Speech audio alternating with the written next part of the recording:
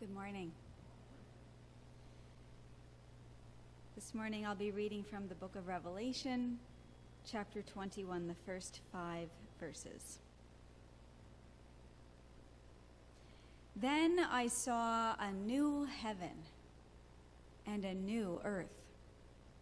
For the first heaven and the first earth had passed away, and the sea was no more. And I saw the holy city, the new Jerusalem, coming down out of heaven from God, prepared as a bride adorned for her husband. And I heard a loud voice from the throne saying, "See, the home of God is among mortals. He will dwell with them as their God. They will be his peoples, and God himself will be with them. He will wipe every tear from their eyes. Death will be no more. Mourning, crying, pain will be no more. For the first things have passed away."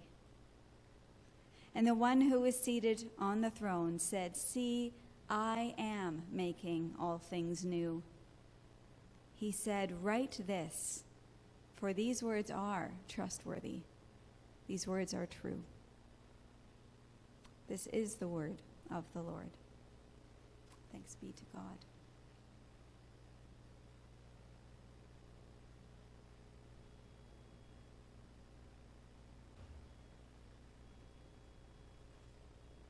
Can they Oh, see good to me? go. We're good to go. Okay. So we must be plugged in now. We are plugged in. Okay. Do you want to say the first word, or do you want me to take off? I would like you to take off, except for I'm going to just set up the scripture. And where I was trying to, because we'll get to the We're screaming now, right? Yep. Yep. Yep, we're on right now. Okay. That's why we didn't pre-record this. Mhm. We're just, Okay. we're wasting time. We're wasting Ray's time and everybody else's time. The reason why I chose this scripture from Revelation is because it is this beautiful scene. It's part of this beatific vision. It's using the culture's touchstones, its analogies, its images. It's using its culture to make a point of this new Jerusalem coming down and received as a bride. But it's also talking about that there's not going to be any pain or sorrow. There isn't the same. Some of the structures have changed. Some of the structures have changed, but some of it still remains. Yeah. And part of it is we can go through the Old Testament, through the Bible, through the New Testament too, where you have these structures entrenched and often abused. And we can talk about all sorts of different elements of culture, but particularly this gender-based structures, where in Genesis you have Jacob and Laban, his uncle, and the father of the women of Rachel, who he wants to marry, doing all this negotiation over bride price and the fact that he's going to have to work for 7 years, and then he ends up having to work another 7 years, and it's this haggling, and it's using these structures, and women are commodities at best. I mean, they do have a unifying factor, and they do lots of work, and they do sometimes speak. But a lot of times, especially when it's not just gender structures, but how explicitly they are used to silence or harm. And the story of Tamar. So skip 1,000 years or so to David's son. He's got a couple sons. Well, he's got more than that, but he's got these sons that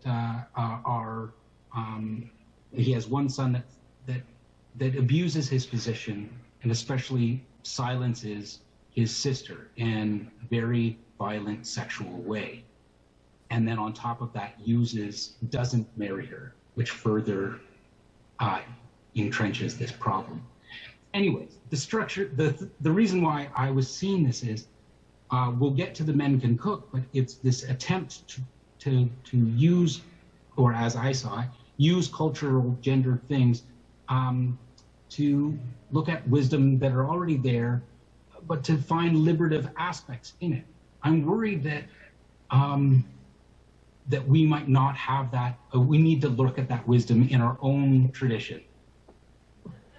Okay, and you wanted me to very quickly kind of sum up where SCORE has, what SCORE is doing and how we got involved and how St. Mary's got involved. So SCORE, of which Ray is the executive director, is a community-based organization in his hometown and in his home province, what we would call a province. And they started now almost 10 years ago or more. And it was started because Ray had a real vision of empowering the women in his community and also improving their livelihood at the same time. So he was using a new technology in agriculture. At that time, it was relatively new, but he was also using his sister to run it on a voluntary basis, pedaling a bicycle for kilometers at a time, and enlisted his mother as a model farmer. And so from that small beginning, a nice sized community-based organization has grown, and I had the privilege of spending a month with them earlier this year. Lived on the farm with his mother's farm, and now they're into health programs, into this gender program, into technology programs, making life simple for people through technology, just a number of little programs. But St. Mary's got involved because the donor said we need to work with a small organization. And traditionally, SCORE has worked with MCC, Mennonite Central Committee, a wonderful organization that has been supporting them for several years. But MCC was too big. And so St. Mary's Road said, well, we'll sponsor you as a small group. And so that's how we all got involved. Yeah. And that's great.